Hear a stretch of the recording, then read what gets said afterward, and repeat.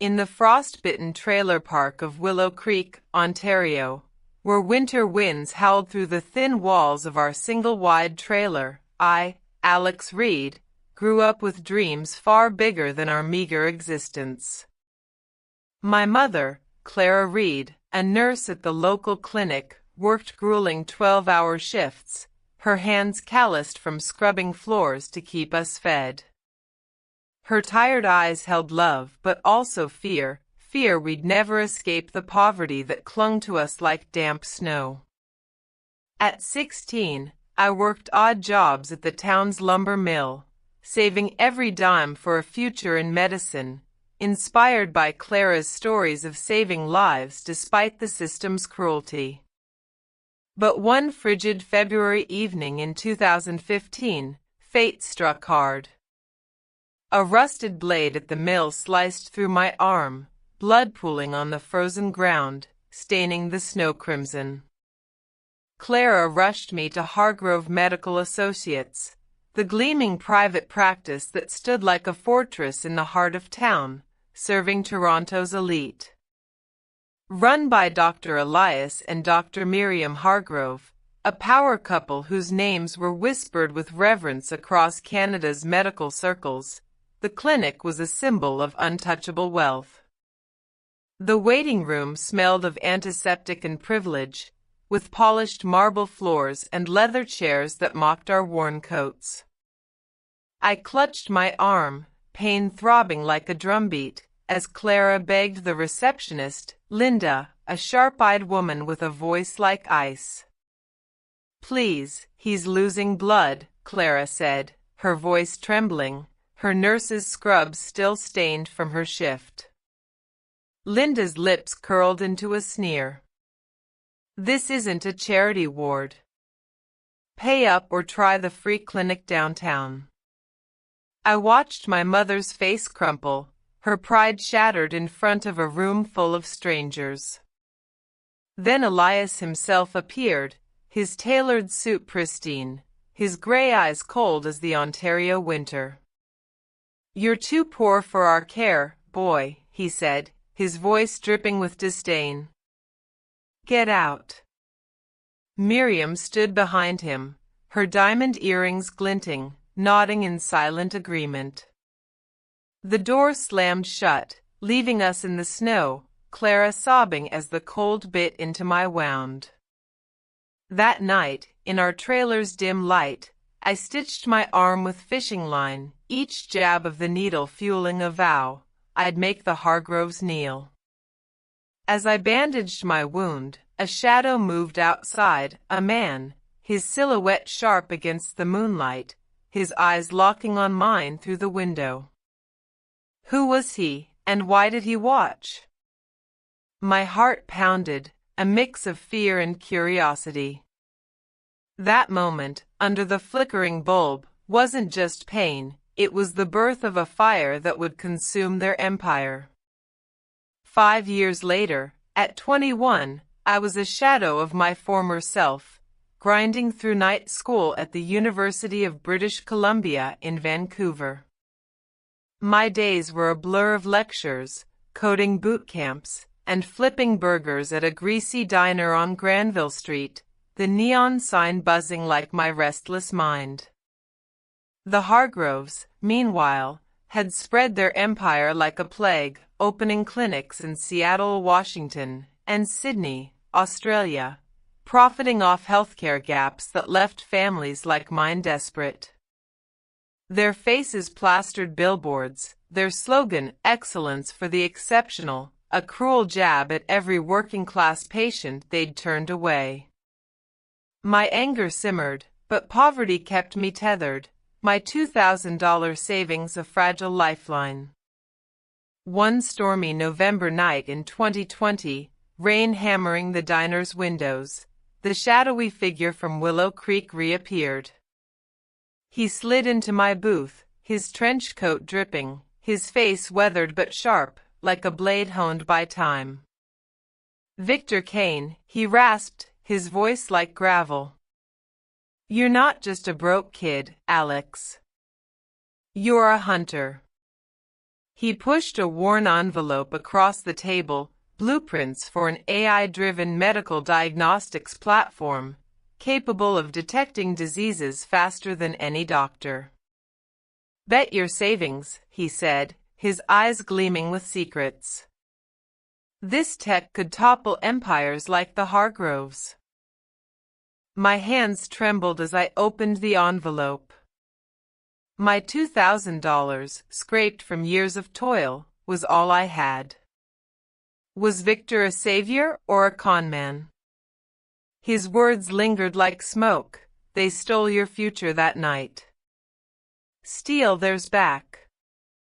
As he vanished into the storm, my phone buzzed, a text with coordinates to a Seattle Tech Expo, 2 weeks away. The Hargroves' latest clinic opening flashed on the diner's TV, Elias's smug grin taunting me. I gripped the blueprints, my pulse racing.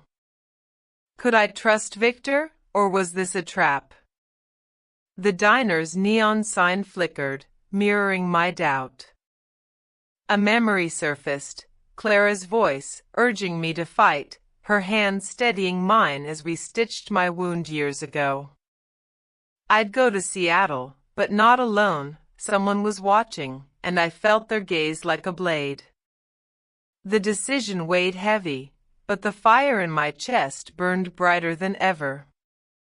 By 2021, I'd moved to Portland, Oregon, launching CaneMed Innovations in a cramped garage, my savings and Victor's $10,000 loan, secured against my rusty truck, fueling a dream. I coded through sleepless nights, building AI that diagnosed cancers with 98% accuracy, a game-changer for clinics from Vancouver to Melbourne. Reddit threads and LinkedIn groups buzzed with whispers of CaneMed's beta tests, calling it healthcare's future. My tech was a weapon, honed to cut through the Hargroves' greed.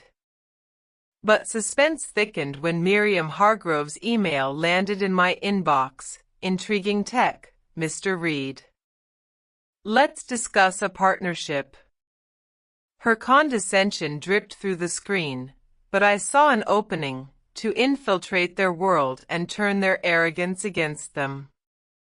I agreed to meet in Chicago, plotting to unravel their empire from within. Then, an anonymous email arrived, hacked Hargrove files, detailing patient neglect across their clinics in Seattle, Sydney, and Toronto. Lives lost, families bankrupted, all buried under their polished image. My demo was 48 hours away, a make-or-break pitch to investors from New York to Sydney. A whispered call came late at night. "They're watching you, Alex. Be careful." Was it Victor, or someone closer to the Hargroves? I packed for Chicago, nerves frayed, when a USB drive appeared in my bag, more stolen files. My pulse raced as I boarded my flight, the weight of the evidence heavy in my pocket. Expose them now, or play the long game? The Hargrove Seattle clinic was on the news, denying malpractice claims as protesters gathered outside. Clara called, her voice tight. "They're pressuring the hospital board.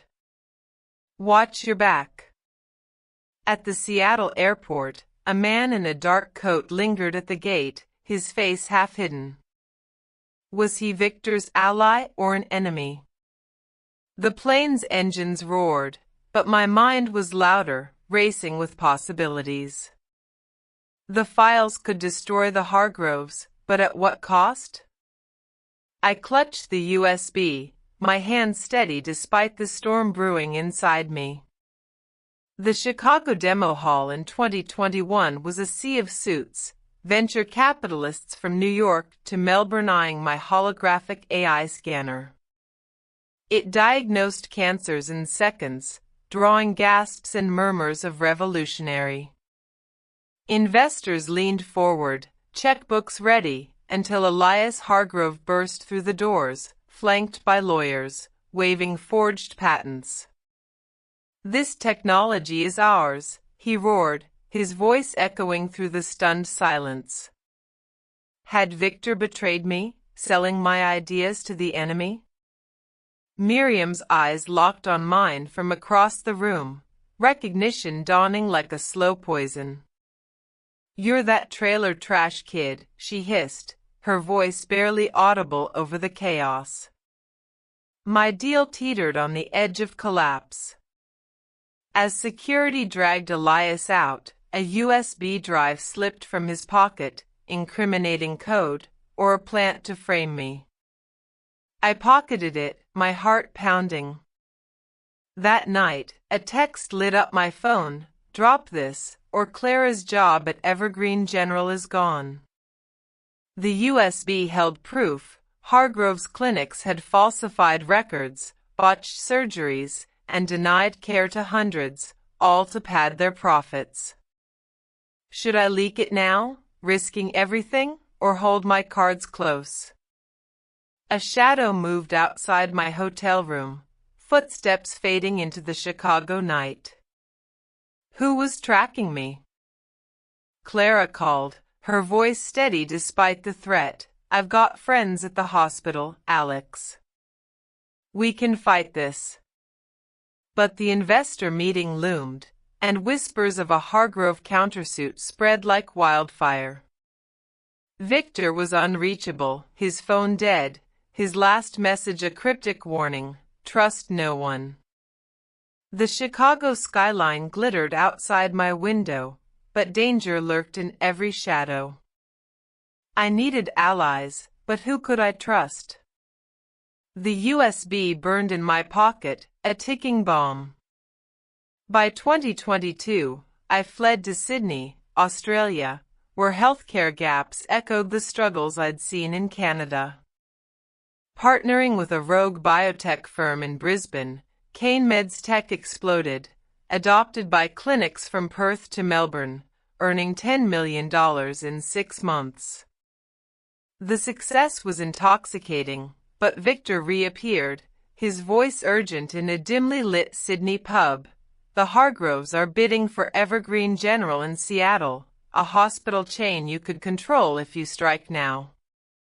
Clara, now head nurse at Evergreen, whispered over a secure line, I can sabotage their bid from the inside, Alex. Just say the word. An encrypted file arrived, detailing Hargrove fraud spanning 3 countries, false billing, neglected patients, lives lost. The merger vote was days away, but a black SUV trailed my flight from Sydney to Seattle. Was it Victor's doing, or the Hargroves' hired muscle? Clara's voice cracked on the phone, they're auditing my department. Hurry. I landed in Seattle, my heart racing as the SUV followed me through the city's rain-soaked streets. The evidence in my possession could end the Hargroves, but every move felt like a step into a trap. In Evergreen General's towering boardroom, overlooking Puget Sound's churning waves, I sat incognito, Victor's proxy in hand. Elias pitched his merger, his voice smooth, oblivious to my presence. I'd spent months amassing 51% of the hospital's shares through shell companies, my wealth hidden behind a web of aliases. As the vote neared, I stood, my voice cutting through the room. I'm Alex Reed, founder of CaneMed Innovations, and I own this hospital. Screens flashed my shares, undeniable proof. Miriam's face drained of color, her diamond earrings catching the light as she gasped, impossible. Chaos erupted, board members shouted, papers flew, and Elias's fists clenched. Later, in a dim hallway, he cornered me, his voice low, we rejected you to protect our image. It was just business. But a video hit X, leaking from an anonymous account, showing Hargrove's negligence, patients turned away, botched procedures buried. It went viral, trending from Vancouver to Perth under hashtag #PoorKiddones Hospital. Was this my victory, or had I walked into a larger scheme? The media swarmed CNN, CBC, ABC News, calling me the trailer park kid turned healthcare mogul. But the Hargroves fought back, filing a defamation lawsuit, their lawyers circling like sharks. A brick crashed through Clara's window in Willow Creek, a note attached, "Resign or else." Victor warned me in a late-night call, "They're desperate, Alex. Watch your back." A leaked audio surfaced on X, Miriam's voice plotting to frame me for fraud, her words chilling, "He's a nobody. We'll bury him." The trial loomed in Seattle's courthouse, the air thick with tension. I took the stand, presenting the USB's evidence, falsified records, embezzled funds, lives endangered for profit. Miriam's crocodile tears didn't sway me.